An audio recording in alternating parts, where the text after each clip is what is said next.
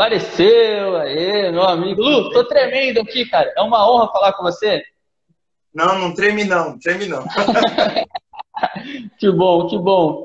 Lu, hoje nós vamos falar sobre escatologia, né? Fim dos tempos, escatologia bíblica. Eu separei algumas perguntas, né? Muitas pessoas têm dúvida a respeito desse assunto, então eu separei algumas perguntas aqui e eu quero deixar você à vontade aí para nos ensinar, para nos dar uma aula.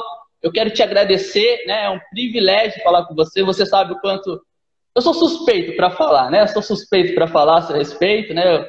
Eu amo te ouvir, né? Você é meu pastor, tem cuidado de mim aí, tá certo? Então é isso aí. Mais uma vez, muito obrigado pela sua presença com a gente aqui, tá certo? E eu quero te fazer a primeira pergunta, Lu. O que é Tá bom. escatologia bíblica? Obrigado, viu, meu irmão? Obrigado, meu querido. Mas fala, pode falar. Fala pra gente aí o que é escatologia bíblica. Fica à vontade. Escatologia é um estudo que se refere às últimas coisas. Ela vem de uma junção da palavra escatos, que é em grego, né, que significa últimas coisas, e logia é sempre o estudo. Então, a escatologia, ela existem várias vertentes escatológicas, né? Existem religiões, existem profecias, profecia de Nostradamus, profecias de outras, de culturas que dizem que o mundo vai acabar de uma forma, vai acabar de outra, as últimas coisas serão assim, assado. E a escatologia bíblica é baseada naquilo que Deus revela para nós. Então, diferente do que muitos pensam que a escatologia bíblica ela só aparece no livro de Apocalipse, nós vamos ver que a escatologia ela está na Bíblia inteira, desde o livro de Gênesis até o Apocalipse. Então, a escatologia bíblica é o estudo das últimas coisas, com a revelação do que Deus diz para nós. Ele que é o criador de toda a história, de todo o universo, ele que definiu como as coisas serão, né? Não que como um destino fatal, mas ele conta para nós antecipadamente, porque ele sabe todas as coisas, ele nos revela como que as coisas terminarão. Então é isso que é a escatologia bíblica, a revelação de Deus das últimas coisas. Tá bom? Amém, amém. Ô Lu, fala pra gente a importância, né, de estudarmos escatologia. Infelizmente, muitas pessoas têm deixado esse assunto de lado, né? Fala pra gente um pouco a importância, né, de estudarmos escatologia bíblica. Tá. Antes de eu falar o que eu penso a respeito da importância, eu queria ler para vocês aqui o que está em Apocalipse capítulo 1, versículo 3.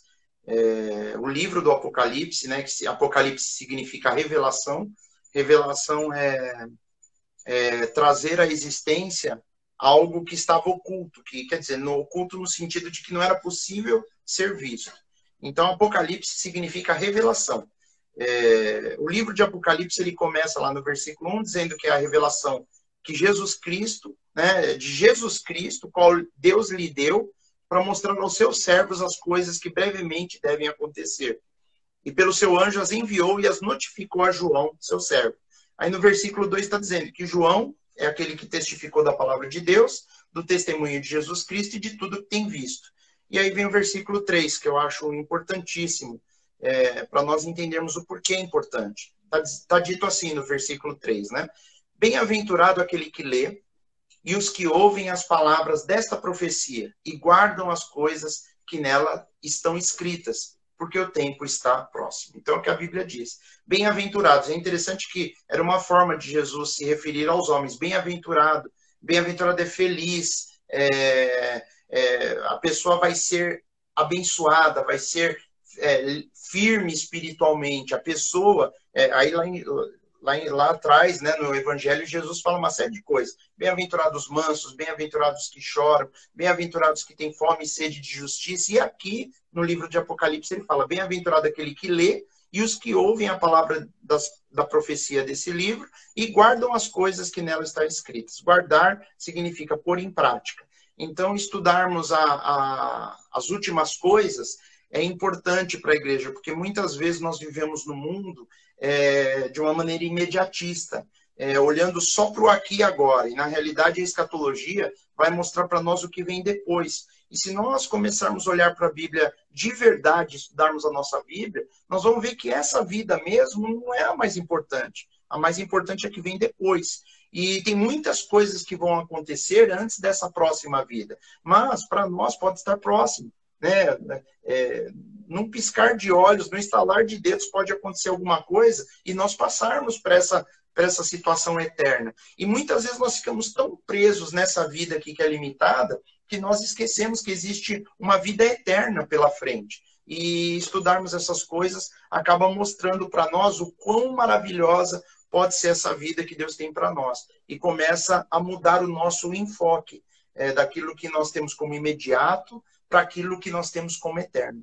Eu acho que a melhor forma de responder é a importância. A importância é para fazer com que nós sejamos menos carnais e mais espirituais, menos imediatistas e mais eternos na nossa forma de pensar. Eu deixo de pensar nas coisas desse mundo, como diz as Escrituras, para começar a pensar mais nas coisas que são do alto. Eu acho que essa é a importância, tá bom? Uau, muito bom, muito bom. Lu, o cenário... Eu estou vendo aqui que eu tenho que ser mais rápido nas minhas respostas, né? Senão não dá para fazer muita coisa. Fica à vontade. Lu, o cenário que nós estamos vivendo é um sinal do fim dos tempos? Ou os nossos tempos, já há algumas décadas. Porque, na realidade, eu acredito que Jesus, desde o dia que ele revelou tudo para João, ele já disse para nós ficarmos de aviso, né? Que, em primeiro lugar, o Filho do Homem viria numa hora que nós menos pensávamos. Ele fala sobre... a Escritura usa palavras que dá a entender como é algo que vai ser iminente, que vai acontecer de uma maneira inesperada. Então, na realidade, desde o dia que aquilo foi revelado para João, os últimos dias já começaram a se cumprir, né? Os últimos dias. Hoje, nós estamos, se eu for localizar dentro da régua do tempo escatológica, nós estamos naquele período que Jesus se referiu ao princípio das dores. Quando nós estudamos o livro, o princípio das dores. Quando nós estudamos Mateus capítulo 24, Marcos 13, Lucas 21, nós vemos Jesus ensinando os discípulos. Os discípulos queriam saber sobre o fim dos tempos, sobre a volta de Jesus, e Jesus deu um monte de sinais. Ele falou, olha, mas isso não é o fim. Essas coisas é necessário que aconteçam, mas ainda não será o fim. Isso é o início das dores. Ele usa essa palavra, início das dores, dentro de um contexto de dores de parto. A palavra que ele utiliza, pelo menos a tradução, a palavra que é trazida do grego, antes de ser traduzida para o português, é uma palavra que diz dores de parto. E Jesus quis se referir a isso, igual as dores, como Paulo fala depois em uma de suas cartas, como as dores daquela que está grávida para dar à luz. Então, as dores começam a ficar cada vez mais frequentes, cada vez mais intensas, e até que vai chegar um momento que é o momento do nascimento. Né? Então, Jesus falou que esse seria um princípio das dores. E tudo que ele fala lá, nós temos visto acontecido. Né? Algumas pessoas falam que... eu gosto dessa visão escatológica, né? Eu gosto dessa interpretação porque para mim ela faz muito sentido. Jesus, dentro de tudo isso que ele vai falando nesse capítulo, ele fala assim, olha, vede a lição da figueira. Quando as suas folhas estão... ele dá a entender que as pessoas olham para a figueira e eles sabiam interpretar que já estava próximo o tempo de dar fruto. E a figueira é uma figura de Israel. E ele fala, quando a figueira voltar a florescer, né, quando ela voltar a dar os seus frutos, é que vai começar essas coisas. Ele se refere a um período muito próximo do fim. E nós vemos que a nação de Israel ela deixou de ser nação quando Roma, o Império Romano, naquela época, no ano 70 depois de Cristo, destruiu Jerusalém. Eles foram... expulsos de lá da cidade, eles se dispersaram pelo mundo todo, e agora, recentemente, em 1948, que Israel voltou a ser uma nação. E eu tenho para mim que Israel voltando a ser uma nação novamente lá na terra, lá em Canaã, na antiga Canaã, naquele lugar, apesar da configuração da terra estar um pouco diferente, é a figueira que voltou a florescer, né, como Jesus havia dito. Então, eu creio que depois que Israel foi recriada, nós estamos muito próximos do cumprimento. As dores de parto começaram, e aí nós vamos ver, como Jesus disse, guerras, rumores de guerras, né? Rumor de guerra. Muitas pessoas às vezes se referem ao rumor de guerra, mas o que é um rumor de guerra? quando fica aquele negócio, vai atacar, não vai, um país briga com outro, e fica aquele negócio como aconteceu no começo do ano. Sim. Nós tivemos os Estados Unidos lá com o Irã, lá no Oriente Médio, né? Que fica, vai ter guerra, vai, não vai, não vai. Nós temos na história aí recente, contemporânea, Estados Unidos e Rússia, como eu falei outro dia, numa outra live dos teams, né, da sede, e, enfim, toda hora tem um rumor de guerra e algumas guerras acontecem. Então Jesus falou, haverão guerras, rumores de guerras, reino se levantando contra reino, nação contra nação, terremotos em muitos lugares, fomes, pestes, engano, pessoas se dizendo profetas de Deus, mas enganando o povo, e, enfim, homens dizendo que são o Cristo. E então, respondendo a sua pergunta, né, com toda essa explicação, nós estamos mais próximos a cada dia do final. E estamos no período que Jesus chamou de princípio de dores, ou durante essas dores. Essas dores não duram para sempre. Vai ter uma hora que as coisas vão começar a se cumprir. Tá bom? A tendência é piorar, né, Lu? Sim, sim. As dores de parto, elas ficam cada vez mais rápidas entre uma e outra, cada vez demora menos para vir a próxima dor, e cada vez que ela vem mais forte. Então, quando Jesus usou essa palavra, era isso que ele queria dizer. Cada vez virão problemas maiores e vai demorar menos entre um e outro. Se demora 6 meses para vir o próximo problema, depois demora 5, depois 4, depois 3. Daqui a pouco a gente vai ter um problema por semana diferente e cada vez um pior que o outro, né? E você fala, poxa, mas essa é uma visão de quem não tem fé? Não, pelo contrário. A Bíblia me mostra isso, Jesus fala isso, Apocalipse fala isso, e eu creio na Bíblia. O meu coração Amém. não queria que essas coisas acontecessem, mas a Escritura diz que isso vai acontecer. Então, segundo as Escrituras, o mundo vai ficar cada vez pior até a vinda de Jesus.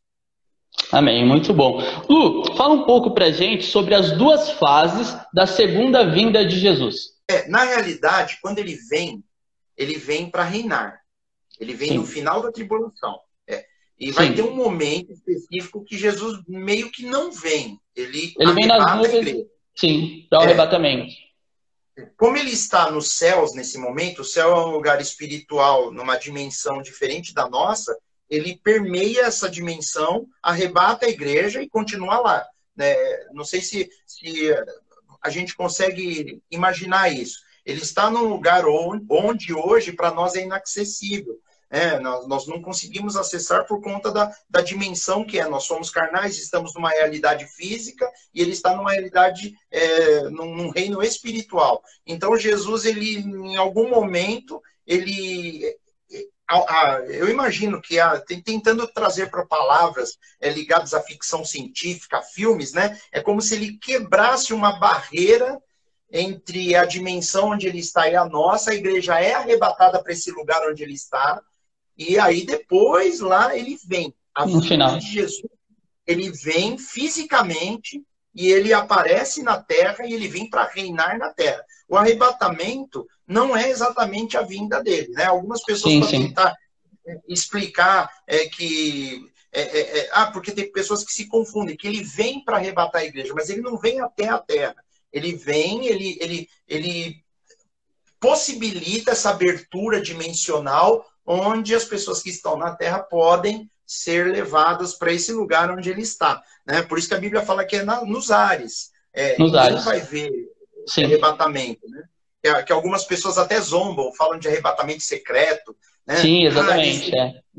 Os pré-tribulacionistas creem no arrebatamento secreto e não sei o que lá, não sei o que lá. Bem, enfim, eu não vou entrar no mérito disso. Mas a vinda de Jesus é para reinar. E o arrebatamento é o momento anterior que Jesus vem para buscar a igreja, mas ele não vem até a terra. Né? Ele se aproxima da terra nos ares, e esses ares ele pode estar a quilômetros de distância, a milhares de quilômetros de distância, e nós somos arrebatados e encontraremos com ele nos ares. Então os ares é em qualquer lugar que esteja na face da terra. Tá bom? É o que a Bíblia Muito legal. Muito bom. Então a igreja ela não passa pela tribulação. Né? Ela é arrebatada antes da tribulação. É isso, né? Segundo tudo que nós conseguimos ver nas Escrituras, ela dá a entender em várias passagens em primeiro lugar, né, nós teríamos que entender o caráter da tribulação. O caráter da tribulação é o restante do acerto que Deus tinha que fazer com a nação de Israel.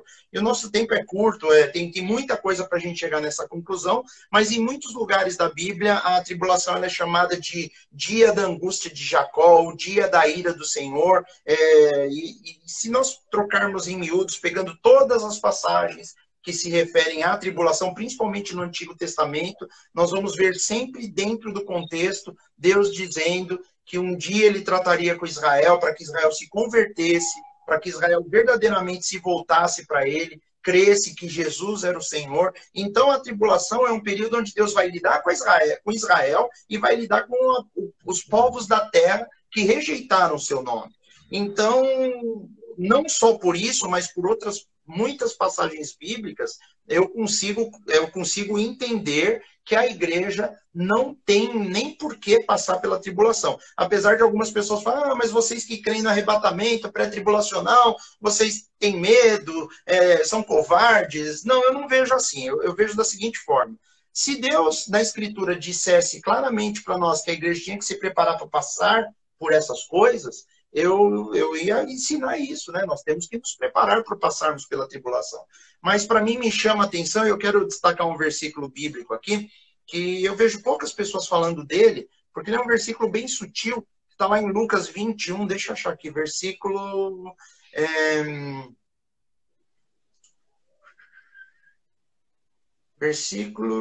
achei, aqui.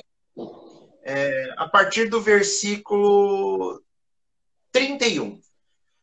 Lucas 21, versículo 31. Jesus fala assim, ele falou todas as coisas que iam acontecer, guerras, rumores de guerra, está se referindo ao tempo do fim.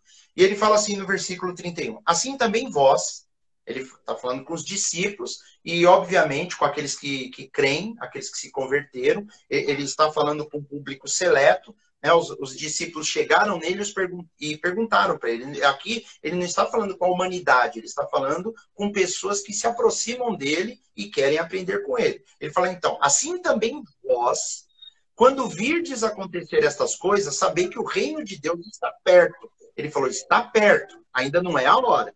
Em verdade vos digo que não passará esta geração até que tudo aconteça. E aí entra lá numa polêmica das pessoas querendo falar, uma geração é 70 anos, é 80. Né? Eu estava explicando isso outro dia também numa outra live, que uma geração, se nós consideramos que Israel voltou a ser nação em 1948, enquanto tiverem pessoas vivas que nasceram ali em 1948, essa geração ainda está viva, não passou ainda. Jesus disse que não vai passar essa geração. Então, se for essa conexão realmente, se nós pegarmos como start, né, como início, essa geração lá em 1948, está muito próximo do fim. Mas ele pode, enfim, passará os céus e a terra, mas as minhas palavras não hão de passar. Versículo 34. E olhai por vós, não aconteça que os vossos corações se carreguem de glutonaria, de embriaguez e dos cuidados da vida, e venha sobre vós de improviso aquele dia. Aquele dia é o dia da ira do Senhor. Ele está falando dentro do contexto da tribulação. Porque virá como um laço. É aqui que está a chave. Ó. Versículo 35. Virá como um laço sobre todos os que habitam na face de toda a terra. E Jesus ele foi bem específico. Todos os que habitam na face de toda a terra. Então, se é de todos, sobre toda a terra, ele está falando, ninguém vai escapar. Concorda, Rodrigo? Sim, sim. Virá como um laço sobre todos, então ninguém escapa. Tá. Só que aí no versículo 36 ele fala o seguinte, vigiai, pois, em todo tempo, orando, para que sejais havidos por digno de evitar todas essas coisas que hão de acontecer. Se vem sobre todos que vivem sobre toda a terra, como que eu evito isso? Se ele já disse no versículo 35 que vem sobre todos. Eu evito, e olha só o que ele fala mais para frente, e de estar em pé diante do Filho do Homem. Se o Filho do Homem não vai estar aqui durante a tribulação, como é que eu vou estar em pé diante dele se eu estou aqui na terra passando pela tribulação? Entenderam a lógica? Sim, sim. Esse versículo para mim é chave. Se Jesus fala, olha, a tribulação vem sobre todos que estiverem sobre toda a terra. E se você for vigiar e for achado por digno de evitar essas coisas, você não vai estar lá. Você vai estar em pé diante do Filho do Homem. E o Filho do Homem hoje, pelo menos para o ladrão na cruz, ele falou, eu estou indo para o paraíso. Nós vamos lá, hoje estarás comigo no paraíso. Então Jesus, ele está num lugar que não é a terra nesse momento. Ah, mas Jesus está no meio de nós. Sim, através do Espírito Santo. Ele falou, eu vou, mas eu vou enviar o meu Consolador. Ele falou, onde estiverem 2 ou 3 reunidos, estarei no meio deles, mas através do Espírito Santo. Mas Jesus, o Jesus Filho de Deus, ele está lá no paraíso. E ele virá para arrebatar a igreja, lógico, ele não vem até a terra, mas ele vem até, vamos dizer assim, metade do caminho, abre o portal ali e leva todo mundo, né? Esse abrir o portal, que eu quero dizer, é que ele torna possível nós saltarmos de uma realidade física para uma realidade espiritual, né? Eu uso palavras assim, talvez para ficar mais fácil a compreensão. Só que ele fala, estaremos em pé. Então, depois do arrebatamento, nós estaremos em pé diante do Filho do Homem. Então, se ele fala que a gente pode evitar essas coisas que vão acontecer, que virá sobre todos na terra, e eu tenho como evitar estar de pé diante dele, é que eu fui arrebatado. Ou então eu morri e já estou lá no paraíso salvo. Essa é uma palavra-chave. Tem outra lá em Apocalipse 3:10, que ele fala que viste que guardaste a palavra da minha perseverança, eu também os guardarei da hora da tentação que há de vir sobre todo mundo. Ele fala isso. De novo ele usa, vai vir sobre todo mundo, mas eu vou te guardar dessa hora. Guardar da hora é tirar da hora. Eu sei que muitas pessoas rebatem, dizem que não é, mas enfim, né? Eu não quero entrar no mérito de distorcer o que está escrito, tá bom, meu filho? Sim. É isso aí. Muito bom, muito então, bom, cara. A sua pergunta, a igreja ela vai passar pela tribulação? Eu olhando para a Escritura, eu não consigo ver isso, eu não consigo achar isso. Tem que fazer muita força para colocar a igreja no meio da tribulação, porque não aparece, nem no livro do Apocalipse. Né? A igreja não é citada nenhuma vez durante a narrativa da tribulação. Ela aparece no início, Deus falando algumas coisas para a igreja, depois no final, quando ela já volta gloriosa com Jesus. Tá bom, meu irmão? Muito bom, cara. Incrível demais. Lu, fala pra gente, após o arrebatamento, o que acontecerá com a igreja? Fala pra gente um pouco mais. O que estará acontecendo com a igreja após o arrebatamento? Tá, a Bíblia ensina para nós que a igreja, Paulo fala, inclusive no livro de Romanos, que nós não fomos destinados para a ira, né? E a ira, a tribulação é a ira de Deus. Então, a igreja não está destinada para isso e nós compareceremos diante do tribunal de Cristo. E algumas pessoas fazem também confusão com isso. As pessoas confundem o tribunal de Cristo com o trono branco. Né? As pessoas pensam, tribunal, Jesus sentado aqui, Deus sentado, misturam tudo como se fosse uma coisa só. E, na realidade, o tribunal de Cristo, ele mostra para nós, as passagens bíblicas que se referem a ele, que é o momento de julgar a igreja, mas não julgar como um julgamento de culpa. A palavra usada por Paulo, quando ele fala tribunal, é um tribunal diferente de um tribunal de acusação, um tribunal de juízo sobre uma pessoa que é um réu, não é isso. É como se fosse um tribunal de contas. Um tribunal de contas onde as pessoas vão ali prestar contas. Como acontece com qualquer gestão administrativa, governamental, que aquele órgão tem que prestar conta dos seus gastos. O que fez, o que não fez. Uma prefeitura, por exemplo, a prefeitura ela arrecada impostos e depois ela tem que comparecer num tribunal de contas ali e tem que apresentar contas. Isso é normal, acontece em todos os lugares. Olha, nós arrecadamos tanto, eu gastei tanto com isso, tanto com aquilo, nós arrumamos aqui, investimos aqui, fizemos. É um tribunal de contas, é um tribunal onde você apresenta essa palavra que Paulo usou. Ele usou, na realidade, uma palavra ainda mais peculiar. A palavra bema, em grego, significa pódio.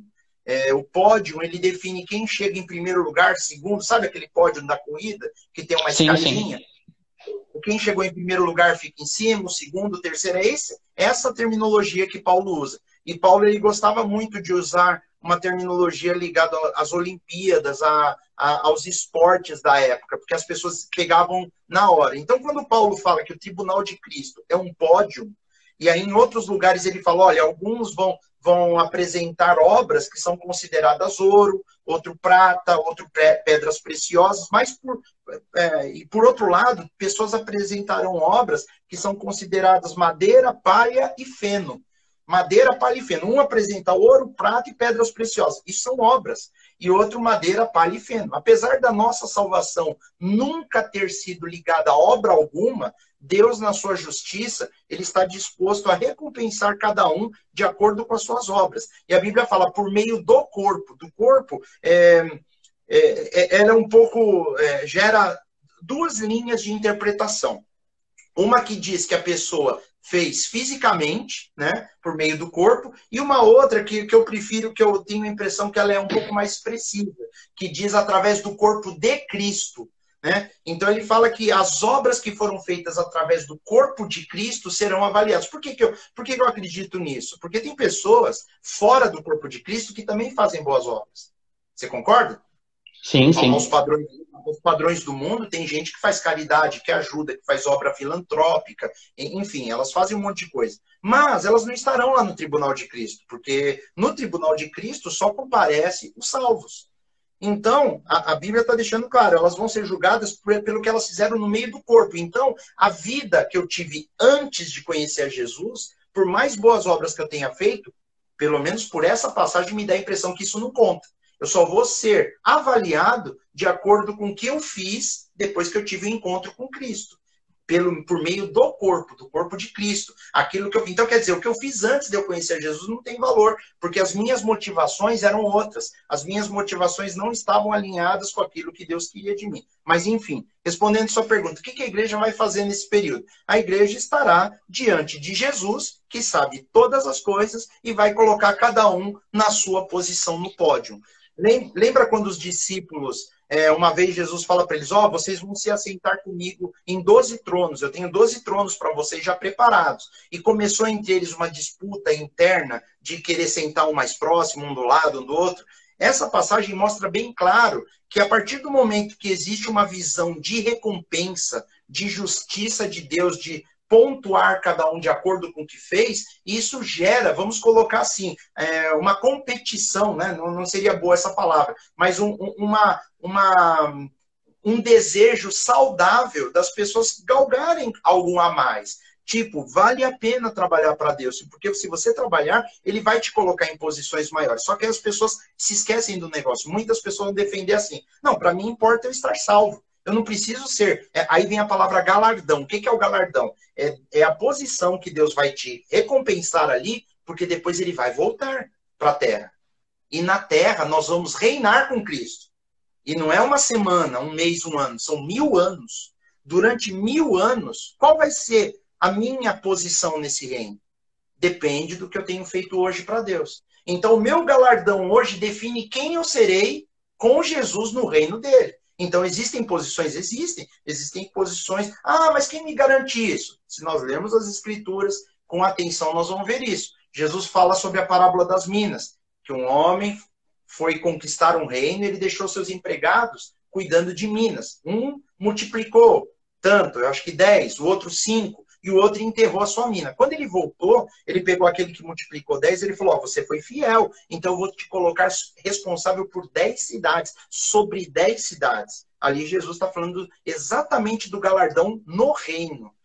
Pessoas vão liderar nações, governos, cidades, não sei. Vai distribuir todo o poder da terra na mão da igreja. E cada um vai ter uma posição mais importante ou menos importante, de acordo com o que nós estamos fazendo hoje. Se você que está me assistindo, você tem aplicado a sua vida a servir a Deus, e por meio do corpo de Cristo, você tem feito coisas boas que Deus quer que você faça, pode ter certeza, meu irmão, a sua posição nesse reino vai ser justa de acordo com a sua dedicação. Outras pessoas, elas entram no reino de Deus, mas ficam ali fazendo uma coisinha aqui, outra ali, ou não faz nada, ou enfim, fazia, não faz, ou não quer fazer, enfim. Deus sabe de todas as coisas, não somos nós que avaliamos essas coisas. Por isso que Jesus falou, sentar na...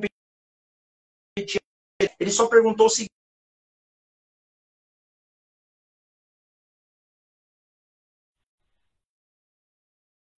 Vocês estão conseguindo nos ouvir bem?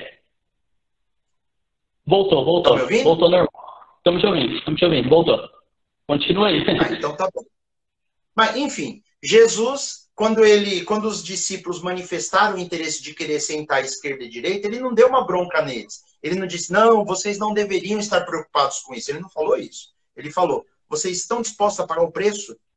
Vocês estão dispostos a beber do cálice que eu vou beber? E eles disseram sim. Foi, então vocês vão beber, vocês vão pagar o preço, mas sentar na minha esquerda e minha direita não tem muito a ver com o que eu decido, e sim com o Pai. Quer dizer, naquele momento, Jesus está dizendo, o que vocês fizerem vai definir onde vocês se sentam, o que vocês serão. Então, depois do arrebatamento, a igreja vai estar sendo avaliada para receber os galardões, para ser definidas as posições que cada um de nós vamos ocupar no reino que Jesus vem fazer na terra por 1000 anos. A igreja estará sendo preparada para reinar. E cada um de nós seremos avaliados de acordo com as nossas obras para ver qual o grau de responsabilidade que Jesus vai poder colocar na nossa mão. Isso depende só de nós. Só de nós. Tem a ver conosco. O que nós estamos fazendo hoje vai dizer para Jesus qual é a responsabilidade que ele vai poder colocar na nossa mão. Eu costumo brincar. Nós estamos fazendo uma prova para o concurso onde nós trabalharemos no reino de Deus. Tá bom? É isso aí. Uau! É isso que a igreja vai demais. depois do arrebatamento. Demais, Lucas. Que alegria. Cara, fala pra gente um pouco mais sobre a grande tribulação. Nesse período estará acontecendo a grande tribulação, né, na Terra. Então fala mais pra gente. Eu sei que você já falou um pouco, mas dá mais detalhes aí pra gente sobre o que é a grande tribulação. Tá. Eu vou falar de uma maneira resumida, né? A grande tribulação, ela é um período de 7 anos e nós chegamos na conclusão desse cálculo, porque ela se refere a uma revelação que Deus deu a Daniel no livro de Daniel. Ele fala de 70 semanas que seriam determinadas, 70 semanas de anos, né? Cada semana de ano são 7 anos, e Deus determina esse período para que no final ele restaure todas as coisas e traga Israel à conversão. E os cálculos ali que o anjo mostra para Daniel, e depois nós olhando para a história, nós vemos que passaram 69 semanas. E o anjo falou isso para Daniel, que quando desse a 69ª semana, faltando uma semana de anos, 7 anos, Jesus seria morto. E ele foi morto na cruz. Ele foi morto. E voltou para o Pai. Então, esse período parou. Então, tem 7 anos pendente a se cumprir ainda no futuro. E nós vamos ver que esse é o final de Deus lidando com a nação de Israel para trazer Cristo de volta para a terra e cumprir todas as coisas.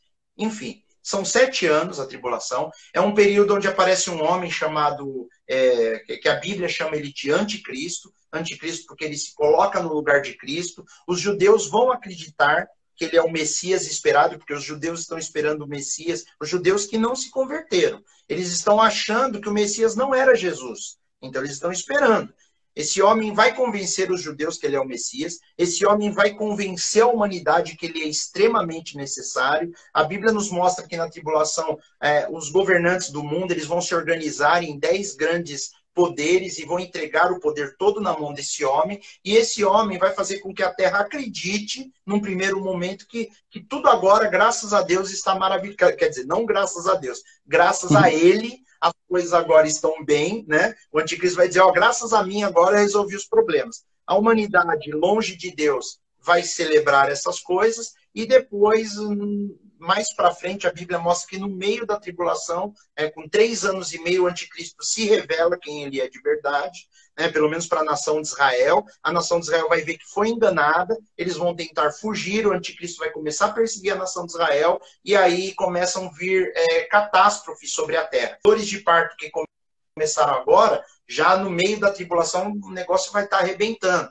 Então vai ter terremotos que vão morrer milhões de pessoas. A Bíblia fala, inclusive, que durante a tribulação morre 2/3 da humanidade. No final sobra só 1/3. 1/3. 1/3 é pouca gente, porque se nós pegarmos 2/3 hoje, dá algo mais ou menos em torno de 5 a 6 bilhões de pessoas. É o que vai morrer de gente durante a tribulação.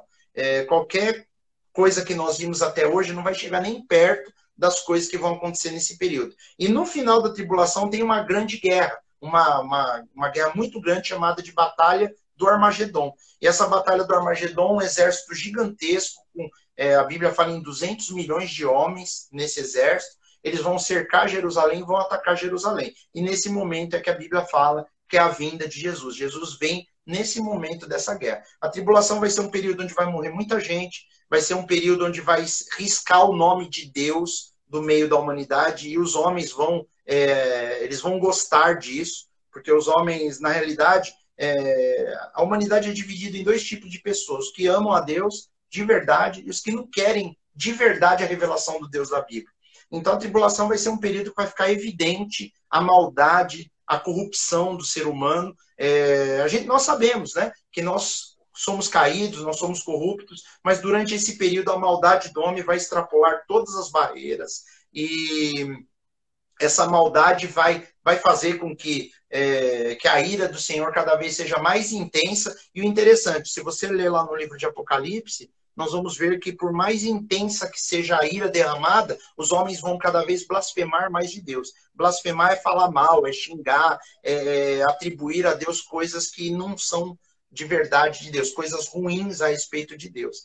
Então a tribulação vai ser um período muito ruim, um período onde muita gente vai perder a vida. De cada 3 pessoas vivas, 2 morrem e 1 fica viva. É uma taxa muito alta, uma taxa de mortalidade de 66%. Né? Nós podemos dizer assim, 66% da humanidade vai morrer durante esse período. É algo duro, triste, é um cenário catastrófico em todos os sentidos, que Deus ele não queria que acontecesse, mas é assim que culmina a história antes de Jesus voltar para reinar na Terra. Lu, vai ter conversão? Vai ter conversão? Pessoas vão se converter no período da tribulação? Sim, durante a tribulação aparece 144 mil homens que são judeus, que Deus vai levantar. A Bíblia fala sobre 12 mil de cada tribo de Israel. De uma maneira sobrenatural, esses homens aparecerão. Não que eles vão surgir do nada, mas são homens que, num momento específico, Deus vai ungir essas pessoas, e eles vão pregar, obviamente, eles vão pregar para a nação de Israel, eles vão levar o evangelho do reino de Cristo, dizendo que Jesus Cristo é o Senhor.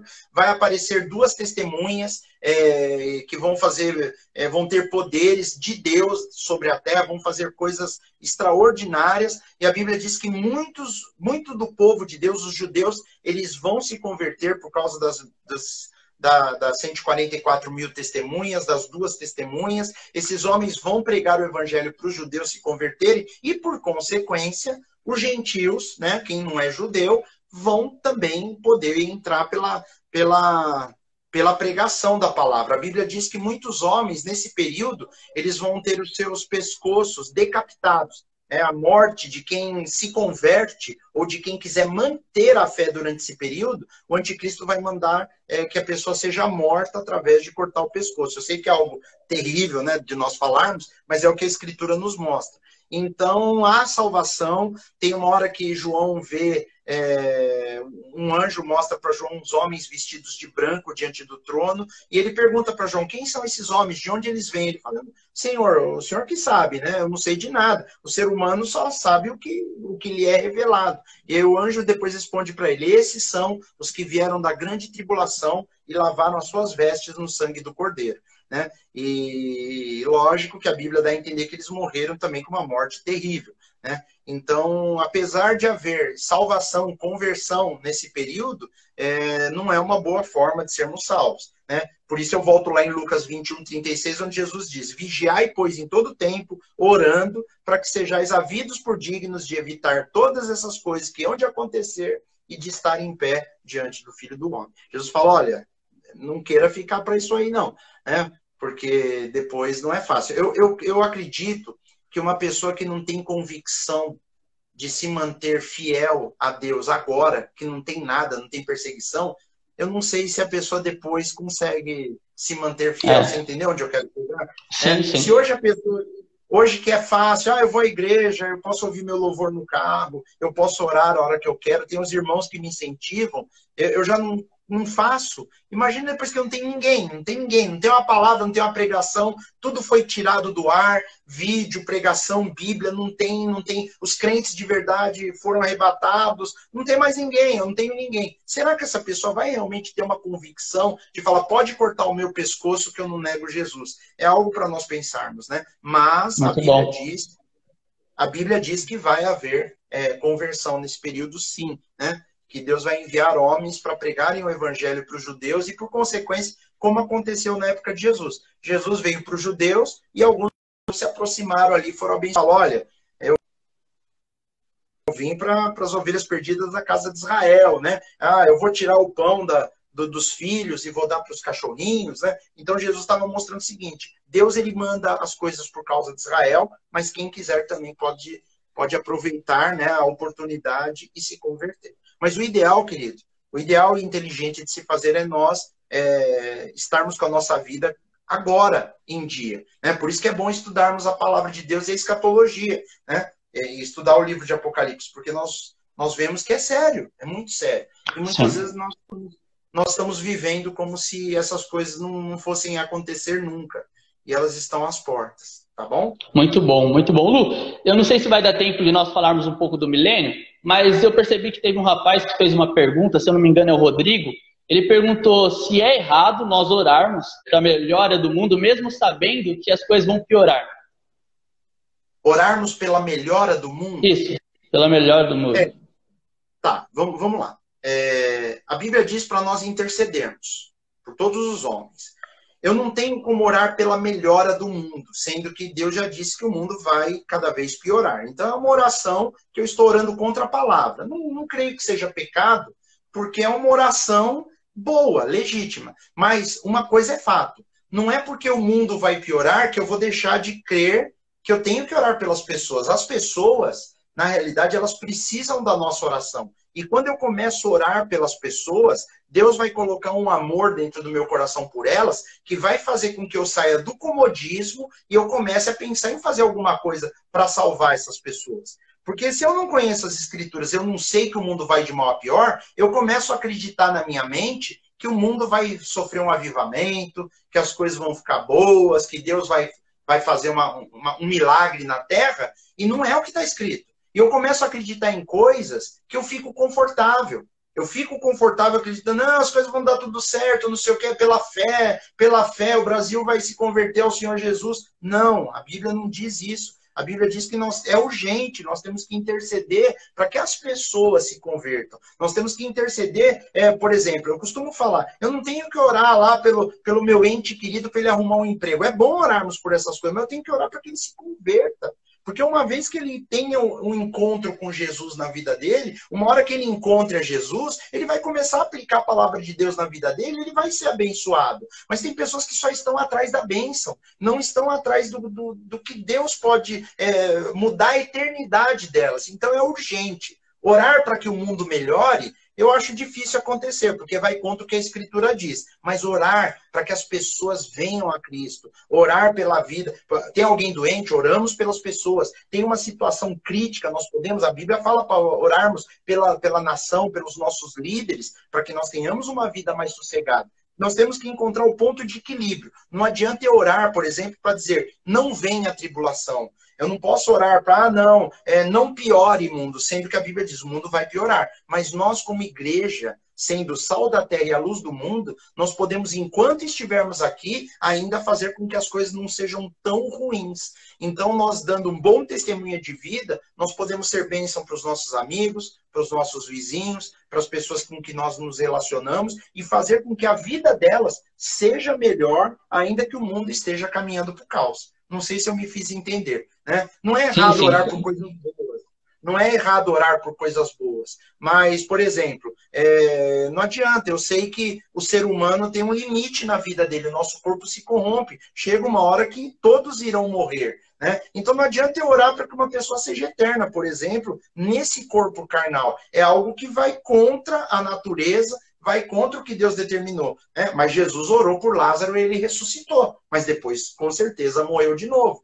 Lázaro não ficou para sempre. Então tem coisas que nós podemos sim, nós devemos orar pelo bem-estar da humanidade, mas sabendo que o mundo está cada vez indo para algo pior, até que vai culminar na grande tribulação, onde vai acontecer todas essas coisas. É uma boa pergunta, uma pergunta bem pertinente, e podemos sim orar, mas sabendo que as coisas vão acontecer de uma forma ou de outra. Agora, Antes disso, a gente pode orar pelas pessoas, intercedermos por elas e pedir, Deus, eu quero fazer alguma coisa para que menos pessoas acabem perdendo a salvação ou não tenham um encontro contigo. Nós podemos ser um papel fundamental no processo de salvação das pessoas no mundo.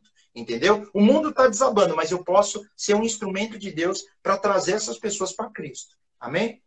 Amém. Muito bom, cara. Muito esclarecedor. O Rodrigo, meu xará, falou que entendeu o que você falou. Muito bom. Lu, eu acho que dá tempo de você falar um pouquinho aí sobre o milênio, cara. Tá. O milênio é um período onde Deus ele restaura a natureza, né? Eu não vou ter tempo para falar onde está escrito essas coisas, mas Isaías fala muito sobre o milênio. E Jesus ele vem para reinar nesse período. O início do milênio é Jesus julgando as nações, os homens que terminaram vivos no fim da tribulação, né? 1/3 da humanidade está vivo. Uma grande maioria com um sinal, que aceitaram o sinal que o anticristo sugeriu que as pessoas colocassem. Eles aceitaram deliberadamente o sinal na mão ou na testa. Essas pessoas serão julgadas por Cristo. Obviamente serão condenadas, porque a Bíblia diz que todos que aceitarem a marca não têm salvação, né? Aceitarem o sinal ou a marca, eles não têm a salvação. Jesus começa organizando esse reino, a terra é restaurada e passa a ser um período onde Jesus, a Bíblia diz que Jesus vai reinar com vara de ferro. Ele vai ser duro, rígido, ele é amor puro, mas ele é duro e rígido, e é justo. Pela primeira vez a terra vai experimentar um homem justo no poder, um homem que não tem nada a esconder, um homem que não tem nada a ser investigado, um homem que, quando ele abre a boca, só sai a verdade da boca dele, ele vai falar as palavras que saem da boca dele sempre serão vida para aqueles que escutarem, e a terra por 1000 anos vai experimentar esse reino, onde Jesus reina, ele divide esse reino todo com a igreja, e a Bíblia fala em vários lugares, justiça, até a Bíblia se refere que o sol ele ficará com um brilho diferente, a luminosidade vai mudar, provavelmente as cores vão ser mais intensas, mais belas, mas ainda não é o reino eterno. O milênio ele termina depois para Jesus começar o reino eterno, que é uma outra fase da história. Mas durante esse período vai haver justiça, Jesus vai reinar, quem pisar na bola, porque vai ter gente pisando na bola, porque a Bíblia mostra, será condenado, será preso, vai pagar, não tem mais jeitinho, não tem mais STF que libera os amigos, não tem mais essas coisas. Jesus é o juiz perfeito, vai ser tudo perfeito. E isso vai criar uma tensão na sociedade daquelas pessoas que querem continuar no erro. Porque no final do milênio nós vemos Satanás sendo solto, porque Satanás vai ficar preso durante o milênio, ele fica preso no abismo, ele ainda não é condenado, ele fica preso no abismo para que Jesus reine em paz, e aí vai mostrar que o ser humano por si só, sem Satanás, pode ser mal, né? E no final do milênio, Satanás é solto, pessoas se unirão a Satanás para atacar esse reino de Jesus. Eu sei que muitas pessoas nunca nem ouviram falar disso, mas está na Bíblia, e a Bíblia ensina essas coisas. Por isso a importância de estudarmos escatologia bíblica, não é verdade, Lu? Cara, eu falo para você, eu tenho sentido a falta de pessoas falarem desse assunto como você fala, cara. É muito bom. Continua aí. Eu estou impactado aqui. Uma bênção. No final do reino de Cristo, por 1000 anos, Jesus provou por A mais B que dá para reinar de maneira honesta, de maneira sem nada a esconder, sem fazer, e com justiça. Obviamente, o pessoal do mal odeia quando alguém reina com justiça, eles vão tentar se levantar no final do milênio, e aí acaba tudo. Jesus acaba com tudo, Satanás é lançado finalmente no lago de fogo, onde já estão lá o anticristo e o falso profeta desde 1000 anos antes, né? Que eles são os primeiros a serem lançados no lago quando termina a tribulação. Então, Jesus começa o reino dele com Satanás preso no abismo, o anticristo e o falso profeta, que era o homem que ajudava o anticristo, jogados no lago de fogo, já a condenação eterna dele já foi, e aí no fim desses 1000 anos, Deus ele destrói todo o universo, a Bíblia fala sobre isso, tem algumas passagens, quando você junta, fica bem claro esse cenário, lá em Apocalipse fala, vi novos céus e nova terra, e Deus ele coloca o trono branco e vai julgar os homens que não foram salvos, e as pessoas que morreram durante os 1000 anos. comparecem diante de Deus, são abertos livros, e a Bíblia diz que aquele que não foi encontrado no livro da vida, que é o livro onde Deus registra o nome das pessoas que vão passar a eternidade no reino eterno, quem não foi achado foi lançado também no lago de fogo. E aí Deus cria tudo novo. Ele faz um novo universo, com novos céus e nova terra, tudo diferente, com certeza zilhões de vezes melhor do que isso que nós temos hoje, né? Que isso tudo foi corrompido pelo pecado, todo o universo, o espaço foi corrompido pelo mal, pelo pecado, pela queda, né? E Deus, ele vai aniquilar todas essas coisas que foi corrompido, que foi estragado. Ele conseguiu restaurar, transformar o ser humano em alguém verdadeiramente semelhante a ele, né? Na imagem e semelhança original do que ele queria fazer. E aí começa o reino eterno, com uma cidade na nova terra chamada Nova, a nossa eternidade nesse planeta novo, essa nova terra, que a Bíblia já deu o nome, nova terra. Hoje aqui nós habitamos na terra. Nós vamos depois para um outro planeta chamado Nova Terra, e nessa nova terra tem uma cidade chamada Nova Jerusalém, onde nós vamos passar lá com Deus. E a Bíblia não fala muitas coisas, só fala que Deus está lá. E se Deus está lá, queridos, a gente não precisa de mais nada, né? Nós vamos passar a eternidade com Ele nesse lugar maravilhoso, que eu não vejo a hora de estar lá também, né?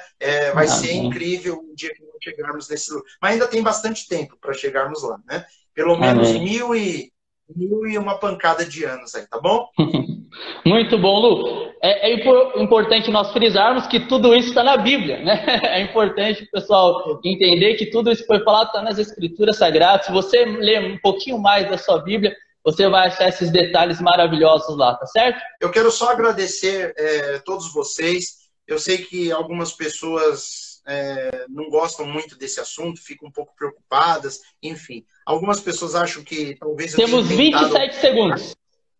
Oi? 27 segundos. 20...